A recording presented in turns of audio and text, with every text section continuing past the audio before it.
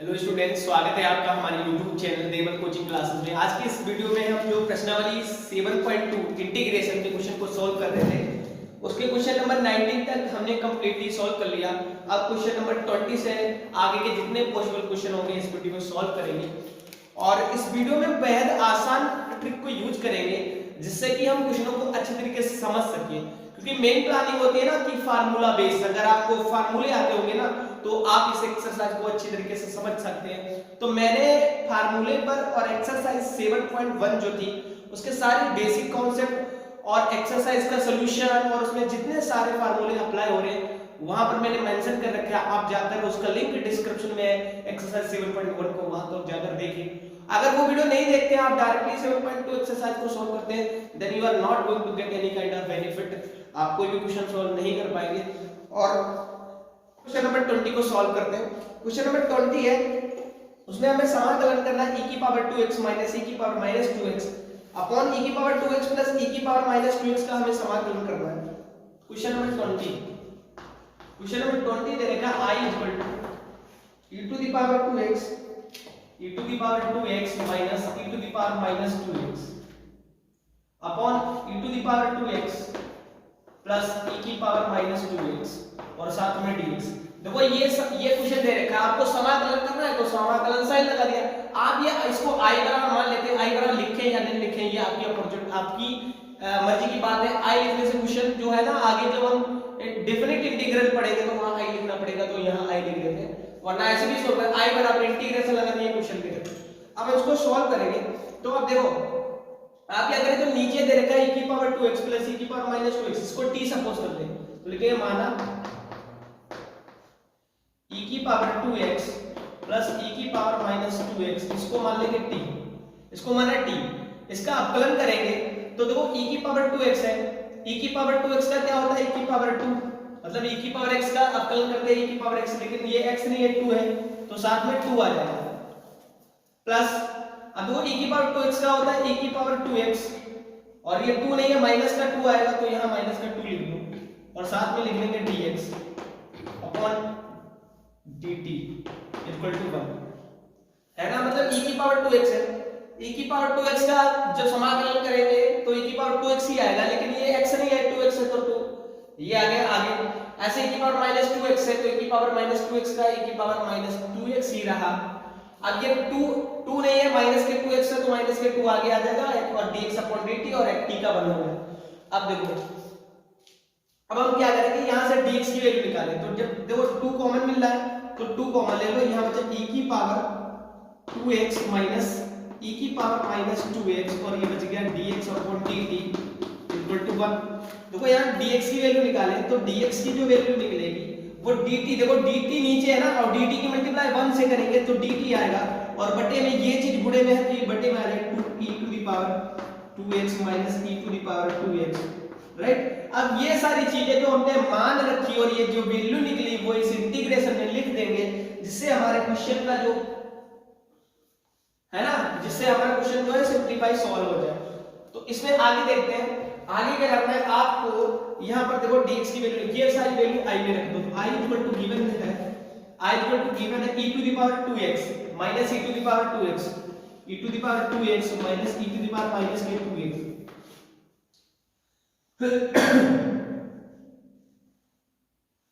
e to the power 2x minus e to the power minus 2x। उसके बाद में ये है ना e की पावर 2x प्लस e की पावर माइनस 2x, e की power 2x minus plus e की पावर 2x, इसको आपने t मान रखा है ना, e की power 2x plus e to the power minus, इसको t मान रखा है तो इसकी जगह t रख देंगे तो t रख दिया।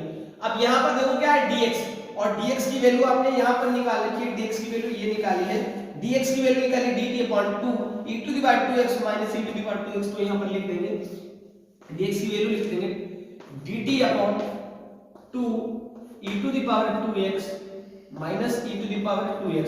अब देखो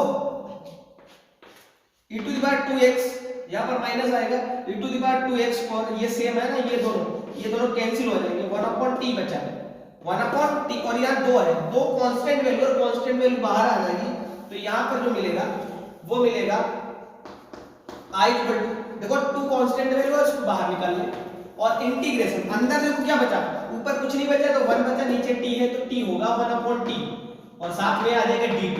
अब हमने बताया था फार्मूला 1/x dx तो log x होता है, 1/t dt है तो log t आएगा, तो i बराबर हो जाएगा 1/2 और log t प्लस c आ जाएगा ना। तो समाकलन हटा देते हैं तो c लगा देते हैं। अब यहाँ पर ध्यान देने वाली बात ये है कि आंसर तो आ चुका, लेकिन यहाँ t के टर्म में आंसर आया, लेकिन हमारा जो क्वेश्चन है ना e⁻²x है यानी x के टर्म में दे रखा, तो आंसर भी x के टर्म में होगा। तो यहाँ पर जो t आ रहा है t की वैल्यू पुट कर दे, तो देखो t की वैल्यू यहाँ दिख रही है, t इसको माना तो वहां वैल्यू डाल दे, तो 1/2 log t आया, लेकिन t की वैल्यू हमें पता है ना e⁻²x प्लस e⁻²x, तो लिख देंगे e⁻²x प्लस e⁻²x और प्लस ऑफ c।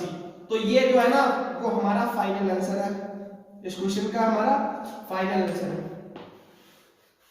तो ये हमने कंप्लीट कर लिया question number 20, right. So this is very easy question, कुछ मत करो, e⁻²x माइनस e⁻²x है, नीचे e⁻²x प्लस e⁻²x है, नीचे वाले को हमने t माना, अवकलन किया, देखो e⁻²x है, e⁻²x का अवकलन करेंगे तो e⁻²x ही आएगा, लेकिन ये x नहीं है, x नहीं है 2x है, तो 2x का करोगे तो 2 आगे आ जाएगा। अच्छा देखो e⁻²x है, e⁻²x का e⁻²x, ये x नहीं माइनस का 2x है, तो माइनस के 2x का करोगे तो 2 आगे आ जाएगा, और साथ में dx/dt और t क्या करेंगे 1। अब यहाँ क्या करें आप, देखो 2 कॉमन दिख रहा है, यहाँ पर भी 2 है, यहाँ पर भी 2 कॉमन ले लिया, तो e⁻²x माइनस e⁻²x बचा, साथ में dx/dt = 1 आया। फिर देखिए हमने कहा कि dx की वैल्यू निकालें, dx की वैल्यू क्यों निकालें, क्योंकि क्वेश्चन में dx है, आपने इसको t माना, जब ये t में चेंज हो जाएगा तो आपका पूरा क्वेश्चन t के टर्म में चेंज होना चाहिए। फिर देखें अब dx की वैल्यू निकालोगे तो ये पूरा टर्म है ना, देखो dx लिख लो, ये dt नीचे इसकी मल्टीप्लाई करेंगे तो dt आएगा, ये गुणे में है बटे में जाएगा, ठीक है। अब dx की वैल्यू कंप्लीटली मिल चुकी है, अब ये सारी वैल्यू ये चीज और ये चीज यहां पुट कर दो, i बराबर इंटीग्रेशन लगा, इसको आपने कुछ नहीं माना e⁻²x माइनस e⁻²x है, उसको एज इट इज लिख दिया, अपॉन में e⁻²x प्लस e⁻²x है, इसको भाई साहब आपने t सपोज करा, e⁻²x प्लस e⁻²x इसको आपने t माना है, जब मानेंगे तो इसकी जगह पर t रख देंगे, ठीक। फिर बात आई है dx की, तो dx की देखो वैल्यू आपने यहां पर निकाली है dt/2, इसको अंडर ब्रैकेट में e⁻²x माइनस e⁻²x, ठीक है, यहाँ पर माइनस भी है, तो ये चीज आ गई नीचे, ठीक है, ये वैल्यू डाल दी पूरी dt/ये। अब देखो ये और ये सेम है, ये सेम कट गए, बचा 2 और t, ऊपर कुछ नहीं बचा तो 1 बचा, तो आप एक i लिख लें, देखो ये गिनती वाला बाहर निकाल लेते हैं, 1/2 निकाल दिया, साथ में समाकलन है, समाकलन लगा दिया, 1/t है तो 1/t बता दिया, 1/t है तो उसका log t हो गया, 1/2 ऐसे लिख दिया, c t की वैल्यू डाल दिया, c आंसर है। तो क्वेश्चन नंबर 20 जो है कंप्लीटली सॉल्व हो चुका, आसान क्वेश्चन है। अब क्वेश्चन नंबर 20 को सॉल्व करते हैं। तो ये है क्वेश्चन नंबर 20 जो है ना 21 दे रखा है, i = इंटीग्रेशन करना है और tan स्क्वायर ब्रैकेट में दे रखा है 2x - 3 और होल का dx। Now we have to integrate this function, right. बहुत आसान क्वेश्चन है, मैं इसमें क्या दे रखा है आपको, देखो दे रखा है समाकलन करना है tan स्क्वायर 2x - 3। देखो यहाँ पर x होता है ना, जैसे 10x लिखते हैं ना, 10x लिखते हैं तो साथ में x आता है ना थीटा की जगह पर, लेकिन भाई साहब यहाँ थीटा की जगह पर 2x - 3 है, आप ये समझे, ये x का काम कर रहा है या समझ लो थीटा का काम कर रहा है, ठीक है। आप क्या करें, देखो हमें पता tan स्क्वायर का नहीं पता, tan स्क्वायर का समाकलन नहीं पता, आपको sec स्क्वायर का पता है। देखो हमें पता फार्मूला होता है sec स्क्वायर x dx, उसका होता है tan x, है ना। sec स्क्वायर का अगर इंटीग्रेशन करें तो tan x आता है, लेकिन tan स्क्वायर का इंटीग्रेशन हमें नहीं पता, तो हमें पता एक फार्मूला, हमें फार्मूला पता i = इंटीग्रेशन। देखो tan स्क्वायर का फार्मूला होता है, उसको sec में चेंज कर सकते हैं, क्योंकि sec में हमें फार्मूला पता है, उसका फार्मूला होता है sec square x - 1।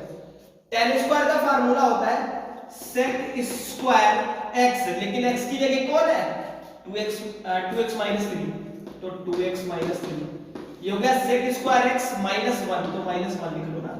tan square है, tan स्क्वायर का हो गया sec स्क्वायर x, लेकिन x की जगह 2x - 3 है -1, होल का dx कर दो, होल का dx। ये रख कर रहा हूं क्योंकि ये फार्मूला होता है, याद रखो sec स्क्वायर x dx, इसका फार्मूला होता है 10x। ये फार्मूला होता है स्टैंडर्ड रूप से, आप याद कर लें। अब देखो यहां पर I इक्वल टू, आपको समाकलन करना है तो समाकलन करें। देखो हमने बताया इसमें दो फंक्शन दिख रहे हैं sec स्क्वायर 2x - 3 और दो फंक्शन दिख रहे हैं, दोनों को अलग कर दो तो इसका हो जाएगा sec स्क्वायर 2x - 3 और साथ में लगा दो dx और माइनस के 1 अलग कर लो 1 dx और dx का फार्मूला तो बताया था x होता है, ठीक है। तो I इक्वल टू आ जाएगा, देखो sec स्क्वायर x जो x से कोई मतलब नहीं है, आप याद रखिए sec स्क्वायर का होता है 10x। क्या होता है 10x, अभी फार्मूला बताया था x, लेकिन यहाँ x नहीं है, वहां क्या 3 sec स्क्वायर x का होता है 10x, तो 10 लिख दिया, x की जगह क्या है 2x - 3, तो x का काम ये करा। लेकिन in the reality it is not x, कि रियलिटी में x नहीं है। जब x नहीं है, देखो x नहीं है ना पूरा, आप याद रखिए जो x के साथ होता वही बटे में लिख लेते हैं।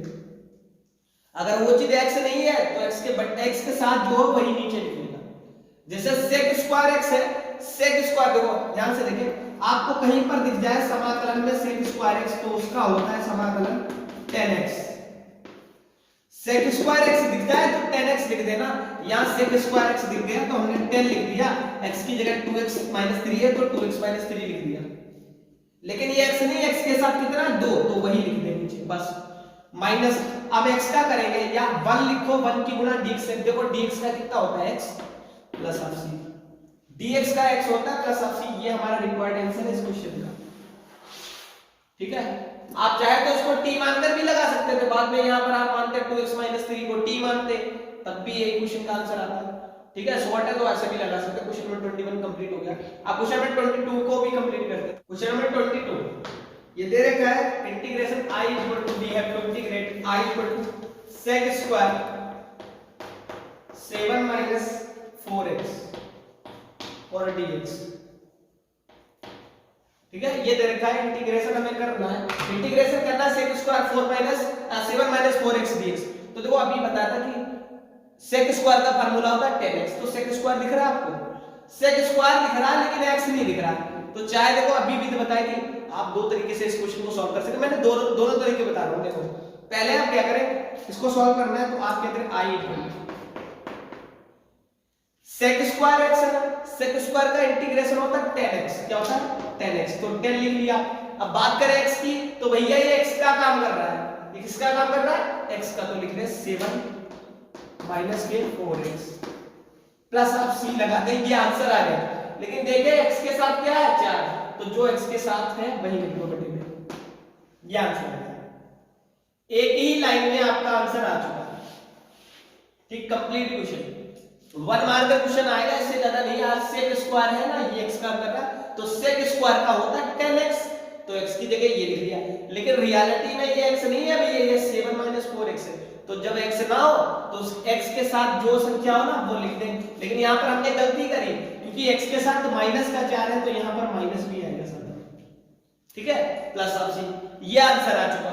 लेकिन इतना शॉर्ट हो चुका है क्वेश्चन, एक स्टेप में कंप्लीट होगा। 1 मार्कर आए तो ऐसे, अगर आपको 2 मार्कर या 3 मार्कर दे दे तो आप एक स्टेप में थोड़ी फिनिश कर देंगे।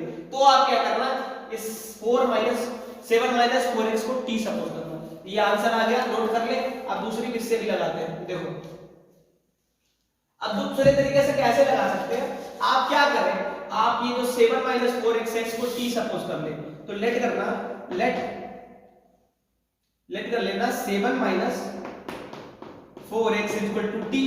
अब इसका करेंगे डिफरेंशिएशन, तो 7 का कितना हो जाएगा, कांस्टेंट वैल्यू 0, 4x का हो जाएगा 4 और x का हो जाएगा dx/dt और t का 1 होगा। अब dx की वैल्यू निकालोगे तो dx की वैल्यू निकल आएगी dt/-4 है ना, सारी वैल्यू रिप्लेस कर दो इंटीग्रेशन में, तो इंटीग्रेशन बराबर हो जाएगा I बराबर हो जाएगा, देखो sec स्क्वायर, इसको आपने क्या माना है, इसको अभी क्या माना है 7 - 4x t, यानी 7 - 4x की जगह आप 7 - 4x नहीं लिख सकते, क्यों, क्योंकि आपने इसको t मान लिया है, तो इसकी जगह t रखोगे, तो t। नीचे तो कुछ दिख नहीं रहा, सिर्फ बचा क्या dx, लेकिन dx की वैल्यू आपने निकाली है dt/-4, तो चाहे गुणा लगा दो, चाहे डॉट लगा दो, चाहे ब्रैकेट के अंदर लिख दो, कैसे भी लिख सकते हैं। तो तो dt अपॉन लिख लेंगे माइनस के 4। अब बात सुनो, कांस्टेंट वैल्यू होती है उसका नहीं अवकलन होता नहीं समाकलन। कांस्टेंट वैल्यू आ जाए गिनती वाली तो उनको बाहर कर लेना है। तो देखो इसको क्या लिखेंगे, i बराबर लिखेंगे, अब -4 को बाहर करना है तो लिखेंगे 1 अपॉन माइनस के 4। ठीक है, i इक्वल टू माइनस के 1 अपॉन 4 बाहर कर लिया।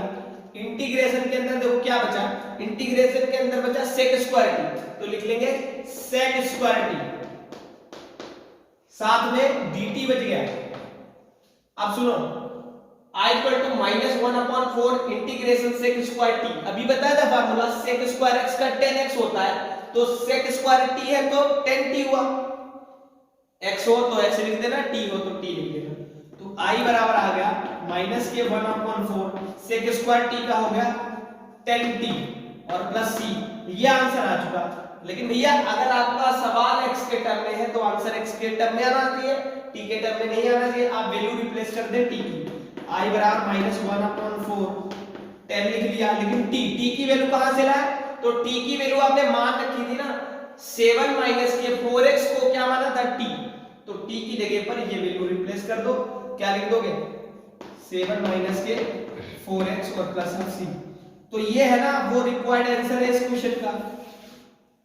आप ऐसे भी लगा सकते हैं ना, ये बड़ा है ना, वो प्रोसेस एक स्टेप में आपका आंसर आ रहा था, अगर 1 मार्कर आया तो वैसे लगा देना, तो मैंने दोनों प्रोसेस बता दिए। ठीक है, तो ये कंप्लीट हो गया क्वेश्चन नंबर 22 और चलते हैं क्वेश्चन नंबर 23 को भी सब कंप्लीट कर।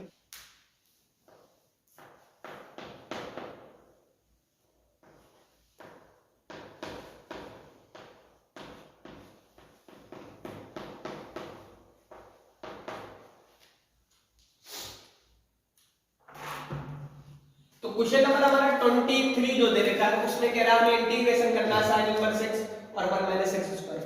तो भाई साहब देखो आप कुछ मत करो, ऊपर जो sin इनवर्स x है हमने डिफरेंशिएशन में पढ़ रखा था कि sin इनवर्स x उसका अगर हम डिफरेंशिएशन करते हैं तो आता है 1 अपॉन अंडर रूट में 1 माइनस x स्क्वायर। तो फायदा क्या रहेगा, इसमें आ रहा है 1 माइनस x स्क्वायर, नीचे भी आ रहा है 1 माइनस x स्क्वायर। अगर ऊपर वाले को मानोगे तो ये आएगा, जब ये आएगा तो भैया ये और ये क्या हो जाएंगे, कैंसिल हो जाएंगे। इसीलिए sin इनवर्स को हम t सपोज कर रहे हैं, इसको t सपोज करने से sin का, क्योंकि ये तो xy अलजेब्रा में ऐसे ट्रिग्नोमेट्रिक फंक्शन नहीं बने आने वाला, मतलब इससे आप इसको कैंसिल नहीं कर सकते।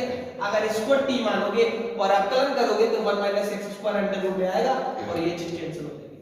तो ऊपर वाले को हम t सपोज कर लेंगे, ऊपर वाले को t सपोज करेंगे, तो हम लेट करेंगे, let sin inverse x equal to t।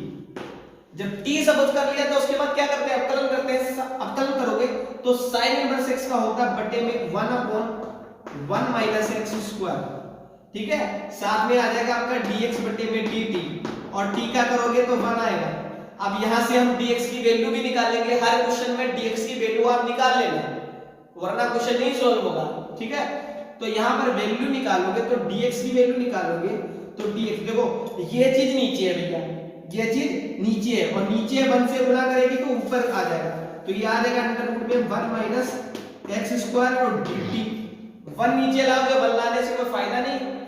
तो देखो dx की वैल्यू मिल गई और इसको t, जो वैल्यू हमें यहां पुट करनी है वो पुट कर दो। पहले इंटीग्रेशन दे रखा उसको लिख लो अच्छी तरीके से। तो देखो इंटीग्रेशन में i बराबर क्या दे रखा है, i बराबर दे रखा है समाकलन साइन है, समाकलन साइन लगा दे, sin इनवर्स t है। अब भैया जब आपने sin इनवर्स t को sin इनवर्स x है उसको t मान लिया, जब sin इनवर्स x को t मान लिया है तो sin इनवर्स x नहीं लिखना, उसकी जगह t लिखना है क्योंकि आप मान चुके हैं तो लिख लो बटे में अंडर रूट में 1 माइनस x स्क्वायर है, इसको तो कुछ नहीं माना तो उसको एज इट इज लिख लो अंडर रूट में 1 माइनस x स्क्वायर। बात है dx की, dx को बेसिकली वैसे छोड़ देते हैं, लेकिन जब dx की वैल्यू यहां मिल गई है ना, dx की वैल्यू क्या मिली अंडर रूट में 1 माइनस x स्क्वायर dt, तो dx हटा देंगे और ये वैल्यू रख देंगे। अब dx हटा दो, ये वैल्यू पुट कर दो, तो ये वैल्यू रिप्लेस कर दो अंडर रूट में 1 माइनस x स्क्वायर साथ में dt। फायदा क्या हो भैया, ये आपका जो ना ये 1 minus x square under root में 1 माइनस x स्क्वायर एक जैसे, तो ये कैंसिल आउट हो जाएंगे, बचेगा आपका क्या t, बचा t, तो इंटीग्रेशन i बराबर बचा इंटीग्रेशन में t और साथ में बच गया dt। मतलब t कितने, 1, t 1 है, मतलब t की घात कितनी है 1, ये तो पता है ना, t एक है मतलब t की घात एक, तो समाकलन करते हैं x की घात, देखो बताया था ना x की घात n, घात में एक जुड़ जाता है, समाकलन x की घात n प्लस 1 बटे में n प्लस 1, वही फार्मूला यहाँ पर भी अप्लाई हो जाएगा। अब t की घात n है मतलब t की घात कुछ नहीं तो एक है, तो इसका आ जाएगा i इक्वल टू t की घात 2 और बटे में 2 प्लस हाफ c। आंसर आ चुका, लेकिन जब क्वेश्चन मिला x के टर्म में तो आंसर भी x के टर्म में होना चाहिए, तो i बराबर आता है जब t की वैल्यू देखो क्या है, t की वैल्यू है sin इनवर्स x, तो यहां लिख देंगे sin इनवर्स x और घात 2 है तो घात 2 लगा दो, बटे में 2 लिख दो प्लस x। तो ये जो है ना वो रिक्वायर्ड आंसर है इस क्वेश्चन का। कंप्लीट हुआ क्वेश्चन नंबर 23। आप क्वेश्चन नंबर 24 को भी कंप्लीट करते हैं। क्वेश्चन नंबर 24 है 2 cos x माइनस के 3 sin x और 6 cos x प्लस के 4 sin x। क्वेश्चन नंबर 24 जो है ना बहुत ही इंपॉर्टेंट और बहुत ही इजी है, उसमें थोड़ा सा कांसेप्ट हमें सोचना इस क्वेश्चन में ही मेंशन करता है कि इस क्वेश्चन में दिया क्या है। तो देखिए i इक्वल टू दे रखा है integration of 2 cos x minus 3 sin x और बटे में दे रखा है 6 cos x माइनस के प्लस के 4 sin x और साथ में dx लगा दें क्योंकि dx तो मेंशन होता है ना, dx नेसेसरी है। अब आप देखिए इस क्वेश्चन में आपको एक चीज बहुत इंपॉर्टेंट दिख रही है, वो शायद आप सोच ना पाए। आप देखिए क्या दिख रहा है आप क्वेश्चन में, देखो ऊपर देखो 2 है 3 है, यहाँ 2 है और 3 है, 2 के टेबल में 2 तो आता है लेकिन 3 नहीं आता, कॉमन कुछ नहीं मिला, लेकिन नीचे मिल रहा है देखो 6 मिल रहा है और 4, 2 के टेबल में 4 भी आता है और 6 भी, तो पहली बात तो ये होगी कि कॉमन दिख रहा है। अब कॉमन दिख रहा है तो कॉमन ले लेंगे, फिर फायदा क्या, तो चलो हाँ भाई कि हम कॉमन भी ले लेंगे, फिर क्या फायदा रहेगा, जब आप कॉमन लोगे तो यहाँ 3 बचेगा, 3 cos बचेगा और 2 sin बचेगा, तो जब आप t मानोगे उसे तो 2 sin का 2 cos होगा वो ऊपर आएगा और फिर यहाँ 3 cos बचेगा तो 3 cos का 3 sin आएगा वो ऊपर वाला पूरा आ जाएगा, कट जाएगा और 1/t आएगा, 1/t का log t आ जाएगा, उसका आंसर आएगा log में आंसर आएगा आपका 3 cos x plus 2 sin x, ये आंसर आएगा आपका, ठीक है। लेकिन आप सोल्व करना पहले i इक्वल टू सपोज करें लेट इसको t सपोज करें, इसको t सपोज करें, पहले तो सोल्व करें, सपोज नहीं करेंगे, पहले सोल्व करेंगे। आप देखो 2 है, ऊपर वाले को ऐसे लिखे 2 cos x minus 3 sin x, नीचे आपको देखो कितना कॉमन मिलेगा, 2 कॉमन मिलेगा, वो आप बाहर ले लें 1/2, क्योंकि 2 कॉमन मिलेगा वो 2 बाहर आ जाएगा, यहाँ बचे क्या 3 cos x प्लस 2 जा 4 sin x और dx। अब आप क्या करें, ये जो नीचे आपको टर्म दे रखा है क्या 3 cos x plus 2 sin x, इसको हम t सपोज कर लेंगे। बेनिफिट क्या होगा, जब 3 cos x को अपकलन करेंगे cos का माइनस होता है तो माइनस के 3 sin x आएगा वो कट जाएगा, इसका होगा 2 cos x वो कट जाएगा सही।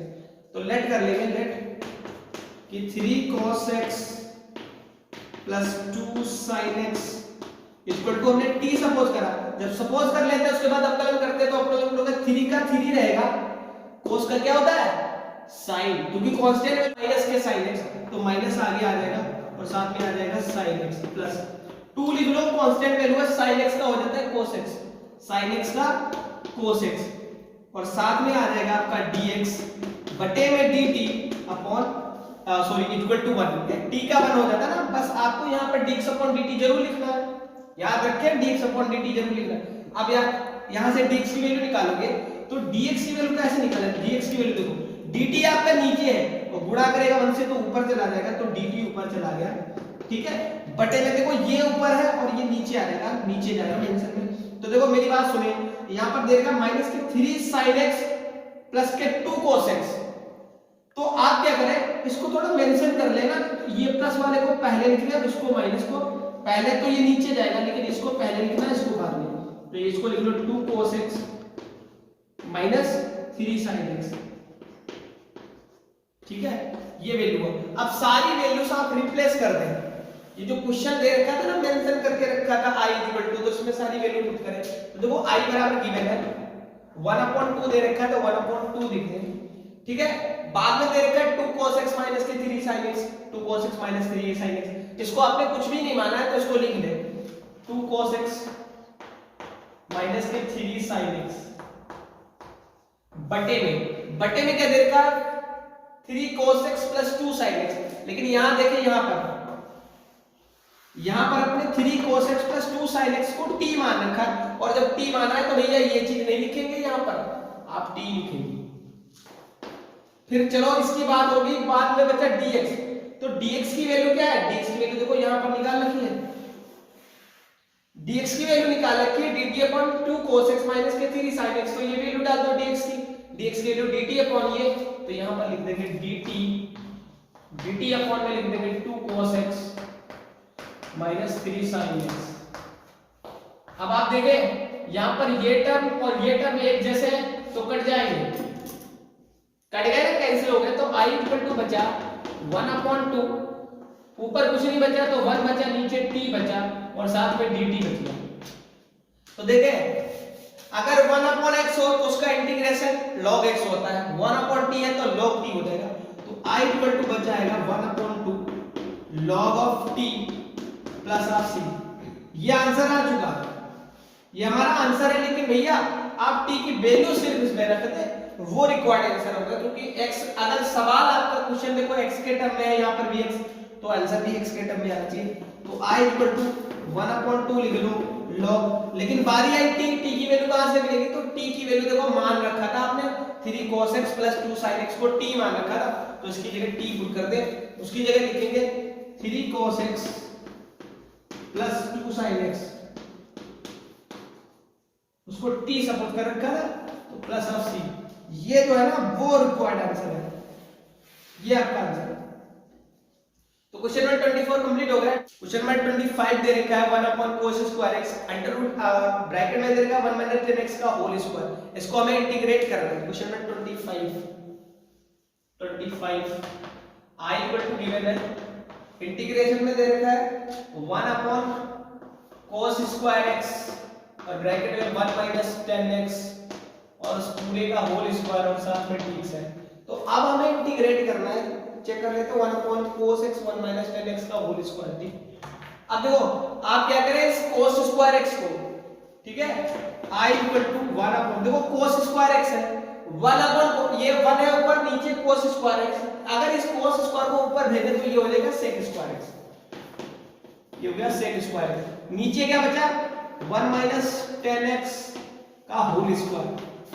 अब आप क्या करें 10x को क्या मान ले, 10x को क्या मान ले t, अगर 1 माइनस 10x को t मान ले, माना लेट कर ले 1 माइनस 10x को t सपोज कर ले, क्या सपोज कर ले t, तो इसका अवकलन करेंगे 1 का 0 हो जाएगा, माइनस लगा दे 10x का होता है sec स्क्वायर x, 10x का होता है sec स्क्वायर x,